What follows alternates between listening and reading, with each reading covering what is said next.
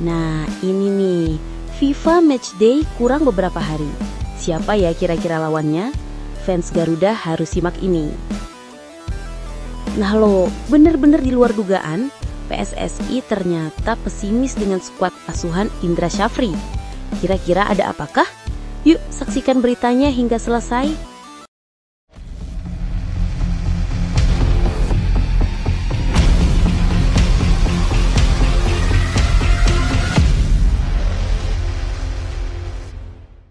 Mohon subscribe channel Timnasku Indonesia agar tidak ketinggalan informasi Timnas Indonesia.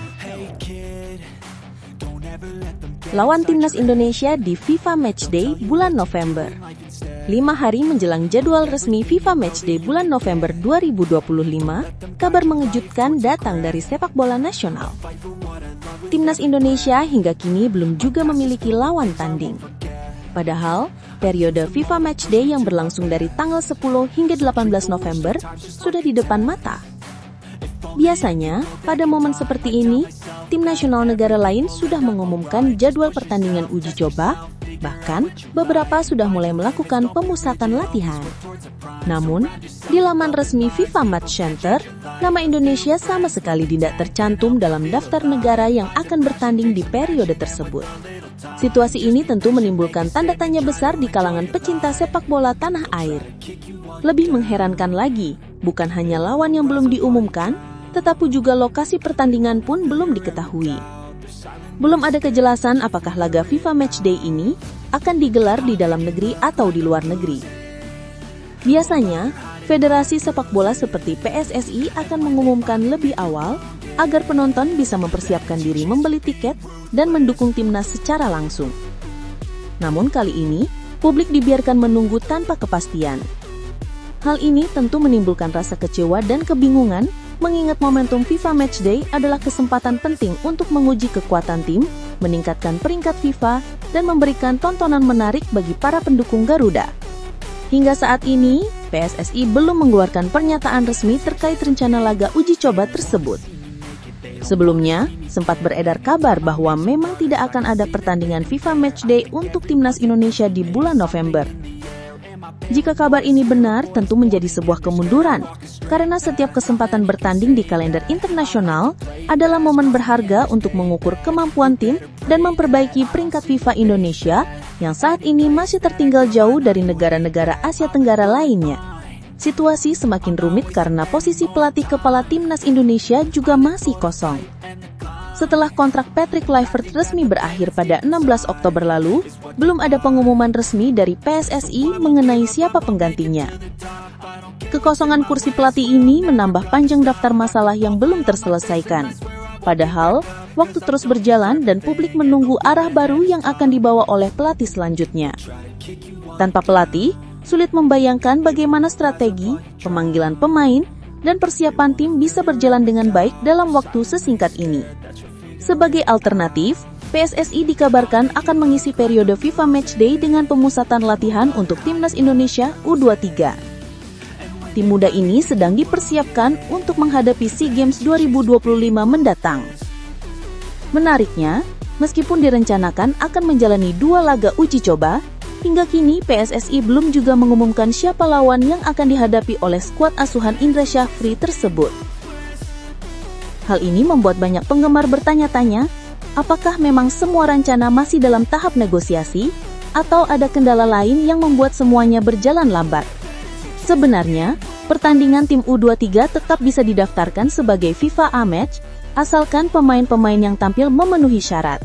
Contohnya, pada Maret 2017, Indonesia pernah menghadapi Myanmar di Stadion Pakansari Bogor dengan mayoritas pemain muda berusia di bawah 23 tahun dan pertandingan tersebut tetap tercatat sebagai laga resmi FIFA. Namun kali ini, PSSI tampaknya tidak mendaftarkan laga U23 ke FIFA, sehingga tidak akan berdampak pada peringkat dunia Indonesia. Sampai berita ini ditulis, Sekretaris Jenderal PSSI Yunus Nusi serta anggota Komite Eksekutif PSSI belum memberikan keterangan resmi. Situasi tanpa kejelasan seperti ini membuat banyak pihak mulai mempertanyakan arah kebijakan federasi. Apakah ini bagian dari strategi jangka panjang, atau justru tanda bahwa ada masalah internal yang belum terselesaikan? 5 hari menjelang FIFA Matchday, publik tentu berharap ada kabar baik. Setidaknya, informasi mengenai lawan tanding atau tempat pelaksanaan bisa segera diumumkan. Para pendukung Garuda pasti ingin melihat tim kesayangan mereka kembali beraksi di lapangan, terutama setelah periode yang cukup panjang tanpa pertandingan resmi. Kini semua mata tertuju pada PSSI. Mampukah Federasi Sepak Bola Nasional ini memberikan kepastian di saat waktu terus berjalan? Silakan tulis pendapat kalian di kolom komentar. Apakah kalian kecewa dengan situasi ini, atau justru memahami langkah PSSI yang mungkin punya alasan tersendiri?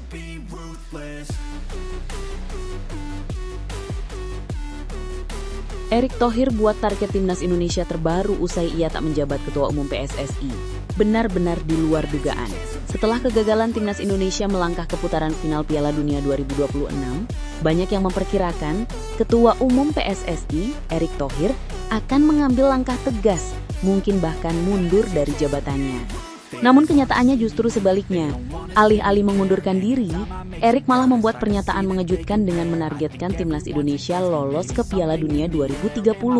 Sebuah target besar yang diucapkannya hanya beberapa hari setelah publik dikecewakan oleh kegagalan skuad Garuda di kualifikasi.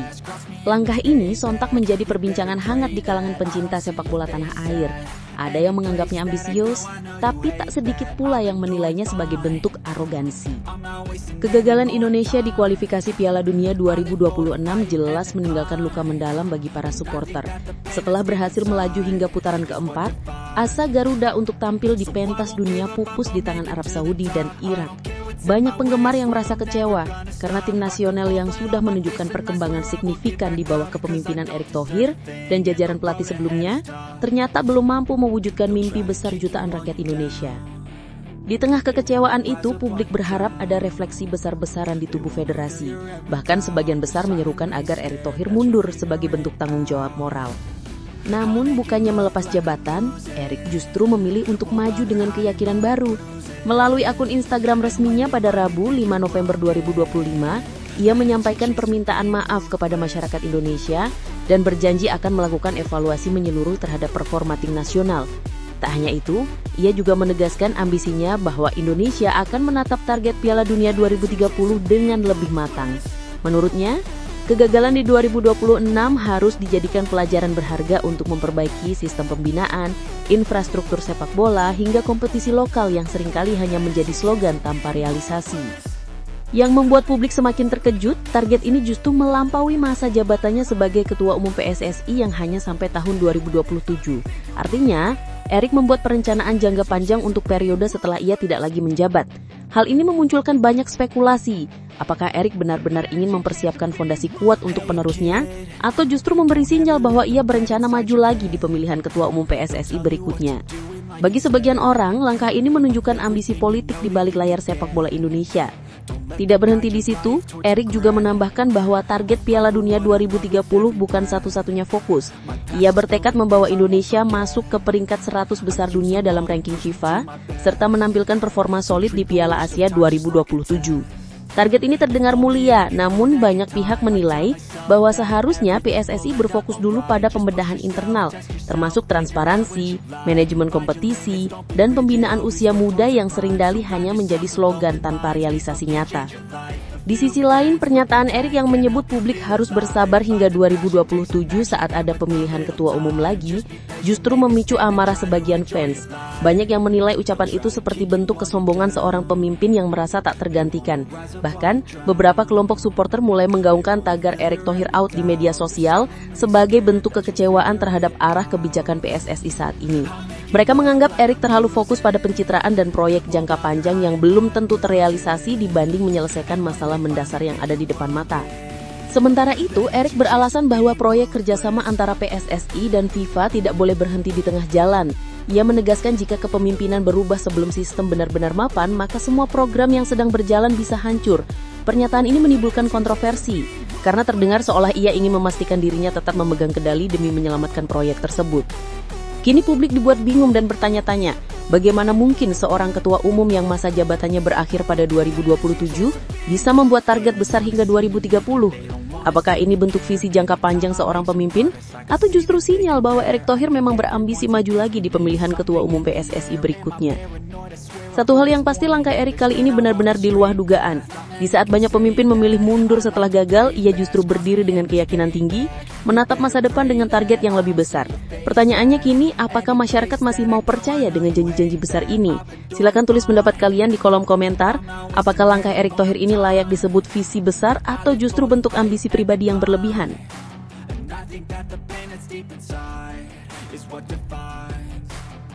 PSSI sudah pesimis dengan skuad Indra Syafri. Benar-benar menjadi sorotan tajam keputusan PSSI untuk tidak memasukkan laga Timnas Indonesia U23 di agenda FIFA Matchday November 2025 ke dalam hitungan poin ranking FIFA kini menuai banyak kritik. Banyak pihak menilai langkah ini sebagai tanda bahwa federasi mulai kehilangan kepercayaan terhadap skuad asuhan Indra Syafri. Keputusan tersebut diungkap langsung oleh Ketua Badan Tim Nasional, Sumarji, yang menyebut bahwa pertandingan U23 nanti akan berada di tier kedua, artinya tidak akan berpengaruh terhadap peringkat Indonesia di ranking dunia. Hal ini sontak menimbulkan tanda tanya besar. Apakah PSSI benar-benar tidak percaya pada kemampuan tim muda yang sebelumnya menjadi kebanggaan publik? Fakta bahwa FIFA Matchday November ini tidak akan diisi oleh Timnas Indonesia Senior menambah panjang daftar kejanggalan yang terjadi setelah pemecatan pelatih Shin Tae-yong. Padahal, pada era sebelumnya, ketika Shin Tae-yong masih memegang kendali, Indonesia beberapa kali memainkan skuad muda di ajang FIFA Matchday dan tetap mendaftarkan laga tersebut sebagai pertandingan resmi yang berpengaruh terhadap ranking FIFA. Kini, setelah pelatih asal Korea Selatan itu tidak lagi menjabat, arah kebijakan federasi tampak berubah drastis. Publik pun mulai berspekulasi bahwa keputusan ini bukan hanya soal teknis, tetapi juga karena adanya pesimisme dalam tubuh PSSI terhadap kualitas tim yang kini ditangani Indra Syafri. Sejak awal, FIFA Matchday selalu menjadi ajang penting untuk menambah pengalaman pemain dan meningkatkan peringkat tim nasional. Namun kali ini, keputusan PSSI untuk menjadikan periode tersebut hanya sebagai ajang pemusatan latihan membuat banyak penggemar kecewa. Timnas Indonesia U23 memang dijadwalkan menjalani pemusatan latihan pada 12 hingga 18 November 2025, serta 2 laga uji coba internasional. Namun karena tidak didaftarkan sebagai tier 1, pertandingan itu hanya dianggap sebagai laga persahabatan biasa tanpa dampak apapun terhadap ranking dunia. Bagi sebagian pengamat, ini adalah bentuk nyata bahwa federasi tidak memiliki keyakinan kuat terhadap tim yang sedang disiapkan menuju SEA Games 2025. Padahal, skuad muda Indonesia di bawah asuhan Indra Syafri bukan tanpa prestasi. Mereka adalah tim yang berhasil mempersembahkan medali emas SEA Games 2023 setelah menaklukkan Thailand di partai final. Prestasi tersebut seharusnya menjadi alasan kuat bagi PSSI untuk terus memberikan kepercayaan dan exposure internasional yang lebih luas kepada para pemain muda tersebut. Namun yang terjadi justru sebaliknya. Mereka tidak diberi kesempatan untuk tampil di ajang resmi FIFA yang seharusnya bisa menambah pengalaman sekaligus meningkatkan ranking negara. Banyak yang menilai, sejak pemecatan Shin Tae-yong, arah pembinaan dan kepercayaan federasi terhadap tim nasional mulai goyah. PSSI tampak berhati-hati, bahkan cenderung takut mengambil resiko dengan mendaftarkan timnya di laga berstatus resmi. Padahal, jika tujuannya adalah untuk membangun generasi baru, seharusnya setiap laga berlabel FIFA Matchday justru dijadikan ajang pembuktian bagi skuad muda agar lebih siap menghadapi level internasional. Keterangan Sumarji yang menyebut bahwa Timnas Indonesia U23 didaftarkan di tier kedua tidak masuk dalam ranking FIFA seolah menjadi pengakuan terbuka bahwa federasi tidak percaya diri dengan kemampuan timnya sendiri. Publik pun mulai mengaitkan keputusan ini dengan hilangnya sosok Shin Tae-yong yang selama ini dikenal berani memberikan kesempatan kepada pemain muda dan menantang lawan-lawan berat di kalender resmi FIFA. Kini dengan Indra Syafri di kursi pelatih, PSSI tampak lebih berhati-hati dan tidak ingin mengambil resiko yang bisa memperburuk peringkat Indonesia di mata dunia. Langkah ini jelas memicu perdebatan. Sebagian pihak menganggap PSSI sedang berfokus pada persiapan SEA Games 2025 dan tidak mau membebani tim U23 dengan tekanan laga resmi. Namun di sisi lain, Banyak yang menilai ini sebagai kemunduran besar dan bukti nyata bahwa federasi mulai kehilangan arah setelah perombakan besar di tubuh tim nasional. Pada akhirnya, keputusan ini menjadi sinyal terang benderang bahwa ada krisis kepercayaan di internal federasi sendiri. PSSI seolah takut dengan hasil buruk, sehingga lebih memilih jalan aman dengan tidak mendaftarkan pertandingan resmi. Padahal, keberanian menghadapi resiko itulah yang dulu membuat publik percaya dengan arah baru sepak bola Indonesia. Kini, setelah Shin Tae-yong pergi, semua itu tampak memudar.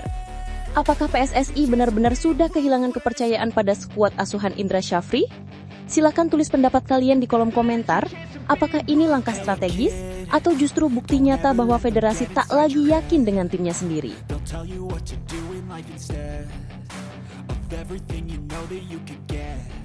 Respon mencengangkan supporter timnas Indonesia U17 usai kalah dari Zambia.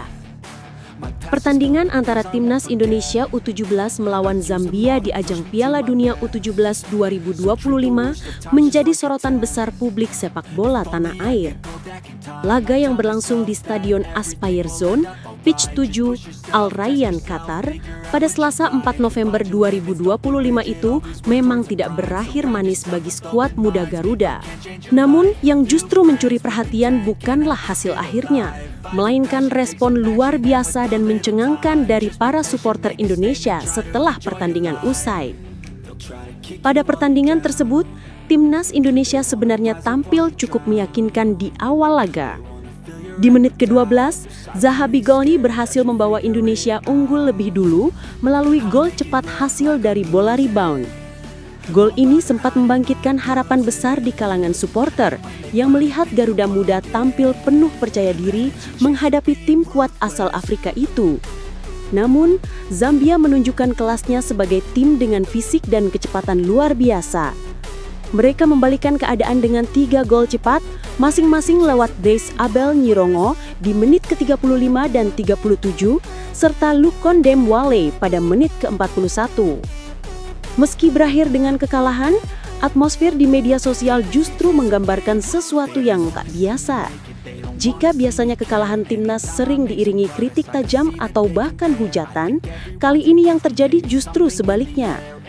Para supporter Indonesia ramai-ramai menuliskan dukungan positif dan rasa bangga terhadap perjuangan tim asuhan Nova Arianto tersebut. Banyak netizen yang menyadari bahwa level pertandingan di Piala Dunia U17 jauh berbeda dari turnamen kawasan seperti AFF atau SEA Games. Salah satu komentar yang menarik datang dari akun @fathurrohman4869 yang menulis, "Ingat bre, ini Pildun bukan SEA Games, levelnya udah tinggi. Kita bisa banyak nyiptain peluang dan cetak gol dari open play, itu udah bagus banget. Jaga jarimu jangan sampai hujat adik-adik U17. Komentar ini mendapatkan banyak dukungan karena menggambarkan semangat sportif dan kesadaran bahwa tim ini sedang belajar di panggung dunia.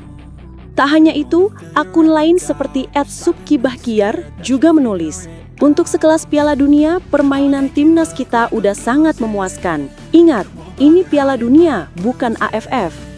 Komentar seperti ini menjadi simbol perubahan pola pikir sebagian besar fans Indonesia yang kini mulai melihat sepak bola bukan sekadar soal menang atau kalah, melainkan tentang proses dan pembelajaran. Suasana positif juga tampak dari komentar @byana101227 yang menulis, "Kalian hebat, kalian luar biasa. Perjalanan masih panjang, apa yang kurang masih bisa disempurnakan. Ayo Garuda Muda, terus mendunia, kami bangga." Sementara itu, @Carel Asih menambahkan semangat dengan menulis, "Semangat Garuda Muda, tegakkan kepala, kobarkan semangat juang kalian. Bismillah." Dari sekian banyak komentar, satu benang merah terlihat jelas. Dukungan penuh dan rasa bangga terhadap performa para pemain muda Indonesia. Mereka dianggap sudah tampil dengan keberanian, semangat, dan taktik yang cukup matang di level dunia. Bahkan pelatih Nova Arianto juga mendapat apresiasi luar biasa atas kerja kerasnya membawa tim muda Indonesia menembus kompetisi sebesar Piala Dunia U17. Salah satu akun menulis, Terima kasih Coach Nova Arianto telah membawa timnas kami ke pentas dunia. Jika dilihat dari jalannya pertandingan, sebenarnya timnas Indonesia U17 tampil dengan karakter yang cukup kuat. Sempat mencetak gol pembuka dan memiliki beberapa peluang emas lain, termasuk sundulan Mirza Firjatullah yang nyaris berbuah gol di menit ke-21, menunjukkan bahwa mereka bukan tim yang mudah menyerah. Zambia pun sempat kesulitan di beberapa momen dan harus memanfaatkan kesalahan kecil di lini pertahanan Indonesia untuk mencetak gol. Dari laga ini, para penggemar tampak semakin dewasa dalam memberikan penilaian. Mereka tidak lagi menuntut hasil instan, melainkan menghargai setiap proses dan perjuangan. Banyak yang berharap bahwa pengalaman di Piala Dunia U17 ini akan menjadi pondasi kuat bagi generasi muda sepak bola Indonesia menuju masa depan yang lebih cerah. Kekalahan dari Zambia memang menyakitkan, tetapi respon positif para supporter justru menjadi kemenangan tersendiri bagi sepak bola Indonesia. Dukungan yang tulus, apresiasi atas kerja keras dan semangat untuk terus maju, kini menjadi warna baru dalam budaya supporter tanah air. Lalu bagaimana menurut kamu? Apakah ini pertanda kebangkitan mental supporter Indonesia yang lebih dewasa? Tulis pendapatmu di kolom komentar karena suara kamu penting untuk masa depan Garuda Muda.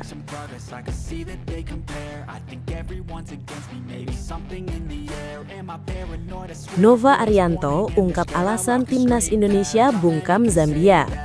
Pelatih timnas Indonesia U17 Nova Arianto akhirnya buka suara setelah timnya harus menelan kekalahan pahit dari Zambia U17 di laga perdana Grup H Piala Dunia U17 2025. Pertandingan yang berlangsung di lapangan 7 Aspire Zone, Doha, Qatar pada Selasa malam 4 November 2025 itu berakhir dengan skor 1-3 untuk kemenangan Zambia. Hasil ini jelas mengecewakan, mengingat Indonesia sempat unggul lebih dulu melalui gol indah Zaha Bigoli di menit ke-12. Namun sayangnya keunggulan itu tidak bertahan lama setelah Zambia membalikan keadaan hanya dalam waktu 7 menit. Dalam konferensi pers usai pertandingan, Nova tidak menutupi rasa kecewanya. Ia menyebut kekalahan ini menjadi pelajaran penting bagi seluruh skuad Garuda Muda yang baru mencicipi atmosfer kompetisi sebesar Piala Dunia. Secara hasil, kita pasti kecewa karena kami tidak dapat poin di pertandingan pertama. Tapi sekali lagi saya apresiasi kepada pemain yang sudah sangat bekerja keras. Ucap Nova dengan nada tegas namun penuh empati. Rabu 5 November 2025. Bagi Nova, para pemainnya sudah berjuang maksimal. Hanya saja kehilangan fokus di momen-momen krusial menjadi faktor utama kekalahan. Zambia berhasil mencetak 3 gol beruntun lewat Abel Nyirongo pada menit ke-35 dan 37, serta Lukonde Muale di menit ke-41. Nova mengakui bahwa dalam kompetisi sekelas Piala Dunia, setiap kesalahan kecil bisa langsung berakibat fatal. Di Piala Dunia, kita harus bermain berani. Kalau bermain takut, situasinya akan menjadi sulit buat kita. Lanjutnya, ia juga menegaskan bahwa para pemain muda Indonesia harus belajar cepat untuk menyesuaikan diri dengan ritme pertandingan internasional yang begitu cepat dan penuh tekanan. Namun, meski hasil akhir tidak berpihak pada Garuda Muda, Nova tetap memuji peningkatan performa anak asuhnya di babak kedua. Menurutnya, permainan Indonesia jauh lebih hidup dan agresif setelah jeda. Mereka mulai berani menekan, memainkan bola lebih cepat, serta menciptakan beberapa peluang berbahaya, meski belum berbuah gol. Kita bisa lihat ada perbedaan secara permainan di babak pertama dan babak kedua.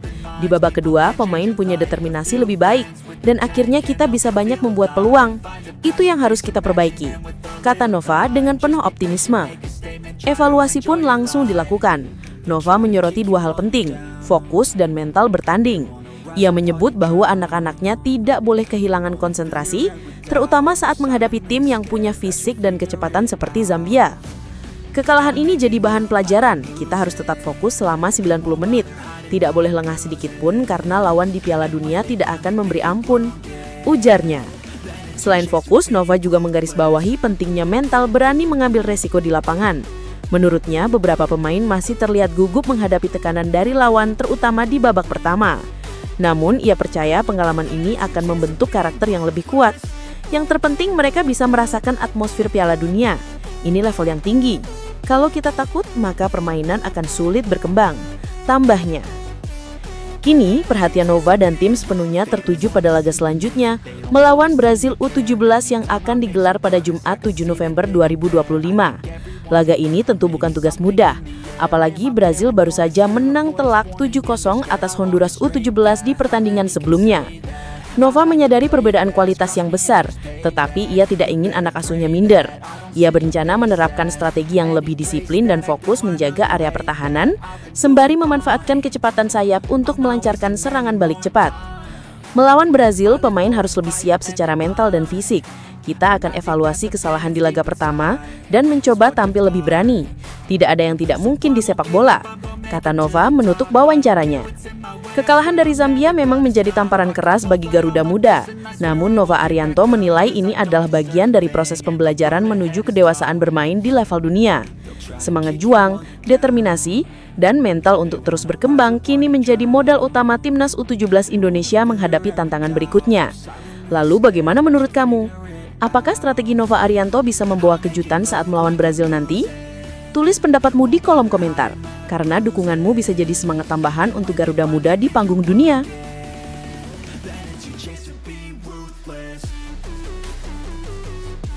PSSI terkendala biaya datangkan pelatih baru. PSSI akhirnya buka suara soal pelatih baru Timnas Indonesia. Setelah pemutusan kerjasama dengan Patrick Kluivert, kursi pelatih kepala kini kembali kosong dan menjadi sorotan besar publik sepak bola nasional. Namun, di balik pernyataan resmi yang disampaikan pengurus, tersirat satu hal penting yang menjadi pembahasan utama, soal biaya besar yang dibutuhkan untuk merekrut pelatih baru, terutama jika targetnya adalah nama besar sekelas Pep Guardiola atau Jose Mourinho. Federasi Sepak Bola Indonesia memang tengah berada di posisi yang sulit. Di satu sisi, publik menuntut pelatih kelas dunia untuk membawa Timnas Indonesia berprestasi di ajang Piala Asia 2027, bahkan bisa menembus Piala Dunia 2030 atau 2034. Namun di sisi lain, PSSI masih dibayangi beban finansial akibat keputusan-keputusan sebelumnya. Seperti diketahui, PSSI masih harus membayar pesangon Shin Tae-yong (STY) yang kontraknya diputus awal tahun lalu. Hingga kini kabarnya pembayaran tersebut dilakukan secara dicicil, karena jumlah kompensasinya tidak kecil. Tak hanya itu, pemutusan kontrak dengan Patrick Kluivert juga menambah beban keuangan federasi. Pelatih asal Belanda itu disebut menerima kompensasi setelah dinilai gagal memberikan hasil maksimal selama masa kepemimpinannya. Dengan dua kewajiban pembayaran ini, tak heran bila kini PSSI sangat berhati-hati dalam menentukan langkah berikutnya. Federasi tentu tak ingin terburu-buru mengumumkan nama baru hanya demi meredam tekanan publik, tanpa mempertimbangkan kemampuan finansial dan kecocokan jangka panjang. Dalam keterangannya kepada media, anggota Exco PSSI Vivin Cahyani menyebut bahwa proses pencarian pelatih baru dilakukan secara matang dan tidak akan berlangsung cepat. PSSI sedang bekerja keras mencari sosok pelatih senior yang akan memimpin Timnas Indonesia dalam jangka waktu panjang, sesuai dengan visi dan peta jalan baru sepak bola Indonesia, ujar Vivin. Ia menegaskan bahwa perekrutan pelatih bukan hanya persoalan nama besar, tetapi juga soal kesesuaian visi dan kemampuan beradaptasi dengan kultur sepak bola nasional. Proses seleksi pelatih kini berada di tangan Ketua Badan Tim Nasional Sumarji dan Direktur Teknik PSSI Alexander Zwiers. Keduanya bertugas menjaring kandidat terbaik sebelum hasilnya diserahkan kepada Ketua Umum PSSI Erick Thohir. Setelah itu Erick bersama jajaran Exco PSSI akan menggelar rapat untuk menentukan siapa sosok yang dianggap paling layak menahkodai Garuda. Menariknya, PSSI kini tidak hanya menargetkan hasil jangka pendek, tetapi juga rencana jangka panjang. Untuk jangka pendek, pelatih baru ditugaskan membawa Indonesia menembus babak 16 besar Piala Asia 2027. Sedangkan untuk jangka panjang, federasi ingin Timnas mampu bersaing dan lolos ke Piala Dunia 2030 dengan target realistis tiket ke Piala Dunia 2034. Menariknya, Piala AFF 2026 disebut tidak menjadi prioritas utama, melainkan ajang uji coba pertama bagi pelatih baru untuk menilai kekuatan skuad dan filosofi bermain yang akan diterapkan. Namun di balik semua rencana itu, isu utama tetap kembali ke biaya. Untuk mendatangkan pelatih sekelas Pep Guardiola, Jose Mourinho, atau bahkan nama-nama top lain seperti Roberto Martinez atau Thomas Tuchel, diperlukan dana kontrak yang luar biasa besar, belum termasuk staf kepelatihan dan fasilitas pendukung. Vivin pun menyadari hal ini. Kami ingin mengingatkan kembali, prestasi itu adalah investasi. Ini bukan cuma masalah biaya, tapi juga membutuhkan waktu dan strategi yang pas. Pernyataan ini menegaskan bahwa PSSI mencoba menyeimbangkan antara ambisi besar dan realitas anggaran yang mereka miliki. Federasi kini berada di persimpangan antara memenuhi ekspektasi publik untuk menghadirkan pelatih kelas dunia atau membangun sistem jangka panjang dengan pelatih yang lebih realistis secara finansial, tetapi sejalan dengan visi pengembangan pemain muda. Publik tentu berharap PSSI bisa bijak dalam memilih, agar keputusan kali ini benar-benar membawa perubahan positif bagi sepak bola Indonesia. Kini tinggal menunggu siapa nama yang akan diumumkan sebagai pelatih baru timnas Indonesia. Apakah PSSI berani mendatangkan sosok besar dari Eropa dengan resiko finansial tinggi? Atau memilih jalan moderat dengan pelatih berkualitas tapi berpengalaman di Asia? Semua mata tertuju pada keputusan berikutnya. Bagaimana menurut kamu? Apakah PSSI sebaiknya fokus mencari pelatih top dunia meski biayanya besar? Atau realistis dengan kemampuan yang ada? Tulis pendapatmu di kolom komentar, karena suara kamu bisa jadi bagian penting dalam arah baru sepak bola Indonesia.